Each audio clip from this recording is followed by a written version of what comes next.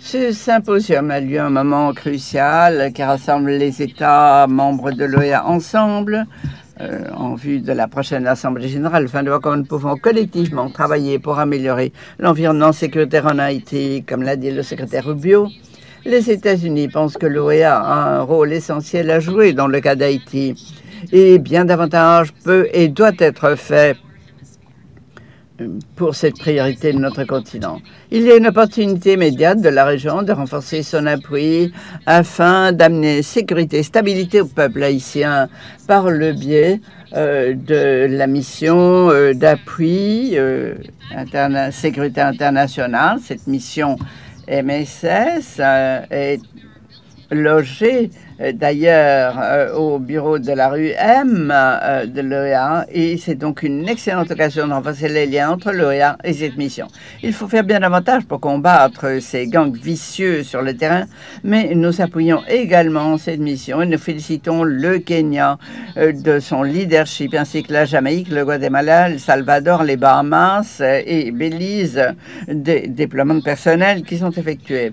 Nous saluons le Canada, deuxième contributeur le plus important, point de vue financier à la mission, de sa contribution matérielle et également de son leadership intellectuel et de son partenariat. Et finalement, nous saluons également la République dominicaine de son appui et de son plaidoyer international pour assurer que cette question reste tout en tête de nos programmes de politique. Nous saluons également l'Allemagne, la République de Corée, la France, l'Espagne, l'Italie, la Turquie et Singapour, qui sont tous des partenaires ou qui ont appuyé l'OEA de leur contribution à ce fonds fiduciaire à l'appui de la MSS. La crise sécuritaire en Haïti est la plus importante du continent et la région doit faire bien davantage pour offrir un appui urgent à la mission. Je salue également le courage incroyable de la police nationale haïtienne qui est face à ce défi que posent les gangs tous les jours et les forces armées haïtiennes, comme notre collègue le ministre de la Défense vient de nous le rappeler. Haïti, son peuple, sa sécurité ont des répercussions pour tous. Et les États-Unis demandent instamment à tous les partenaires d'appuyer la mission par le biais de déploiement de personnel, de contributions en nature et en espèces et en appui financier. Les États-Unis continuent d'être profondément préoccupés par l'escalade de violence en Haïti, l'influence croissante des gangs et l'érosion constante d'institutions qui sont à la base de la gouvernance et de l'état de droit. Nous sommes alarmés plus particulièrement par le ciblage d'officiers, de fonctionnaires du judiciaire, la mission humanitaire et le déplacement de plus d'1 million de personnes. La crise sécuritaire d'Haïti pose une menace sérieuse à la gouvernance démocratique, au respect des droits de l'homme, tous domaines qui sont au cœur de la Convention internationale les droits de l'homme, la Convention démocratique, la Charte démocratique, la Charte de l'ONU. L'administration Trump a pris une mesure en désignant de vivre ensemble les zones grises comme et a été désigné comme groupe terroriste. Ces groupes sont la source principale de menaces en Haïti et menacent les intérêts sécuritaires des États-Unis et la sécurité collective de notre continent. Comme le sous-secrétaire l'a dit, il s'agit d'une priorité pour les États-Unis et son gouvernement et nous prendrons des mesures décisives contre les personnes, y compris ceux dans notre pays, qui offrent argent, armes illégales, drogue ou d'autres formes d'appui matériel à ces gangs qui ont été maintenant désignés comme groupes terroristes. Cette désignation est un outil de notre stratégie pour protéger les États-Unis et le peuple américain et notre continent en arrêtant les campagnes de violence et de terreur promues par ces groupes vicieux aux États-Unis et au plan international. Et nous demandons notamment aux pays membres de l'OEA de faciliter une coopération directe avec les États-Unis en matière d'enquête et de poursuite de crimes transnationaux pour permettre un partage d'informations avec les États-Unis. Et je salue ici, je remercie le Cristobal Bupri de l'OEA de son leadership en la matière. Au début de la semaine, l'OEA a convoqué des fonctionnaires de justice et des forces de police à Miami pour véritablement dresser la liste de ceux qui offrent cet appui matériel à ces organisations de gangs et de criminels. Il faut également renforcer la coopération judiciaire.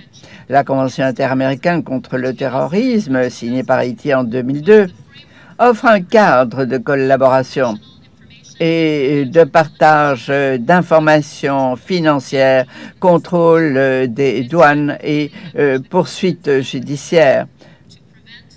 Ceci a comme objectif de prévenir, de punir et d'éliminer le terrorisme. Alors que nous parlons de la situation en Haïti, nous pouvons rester aveugles aux questions soulevées par chacun des panélistes. La question de la corruption. La corruption qui érode la confiance et l'efficacité de toute stratégie gouvernementale, y compris les efforts de restaurer l'ordre démocratique et la mise en place d'élections justes et objectives. Il nous faut donc punir ceux qui abusent de leur position, qui travaillent les organisations terroristes et qui participent au trafic d'armes et de munitions. Ceci ne peut qu'encourager les gangs et complique la solution de cette situation dangereuse. Haïti a ratifié la Convention interaméricaine contre la corruption en 2002 et a signalé donc son engagement de respecter les normes internationales et interaméricaines, l'intégrité de l'administration publique et l'imputabilité.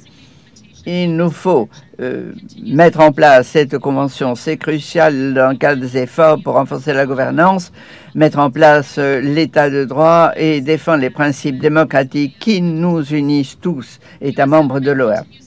Notre gouvernement continue de travailler en contact étroit avec la CARICOM, le gouvernement haïtien, la mission MSS, l'Organisation des États américains et la communauté internationale pour faire des progrès. Nous encourageons toutes les parties prenantes à contribuer leur contribution juste en appui financier ou en contribution en nature ou en déploiement de personnel. Il est indispensable de donner au peuple haïtien la prospérité et la paix dont ils ont besoin et qu'ils méritent, mais on ne peut le faire seul. Nous sommes aux côtés de préconiser une solution haïtienne au problème haïtien. Nous respectons la souveraineté du pays. L'OEA est fondée sur le principe paix et justice qui doivent être préservés par le biais de la solidarité. L'OEA est en position exceptionnelle. C'est un instant de diplomatie, un véhicule de coordination de mesures concrètes et nous devons mettre à profit la volonté politique de l'OEA, sa connaissance technique et les mécanismes de coopération qui existent pour contrer ces acteurs internationaux et restaurer la stabilité en Haïti.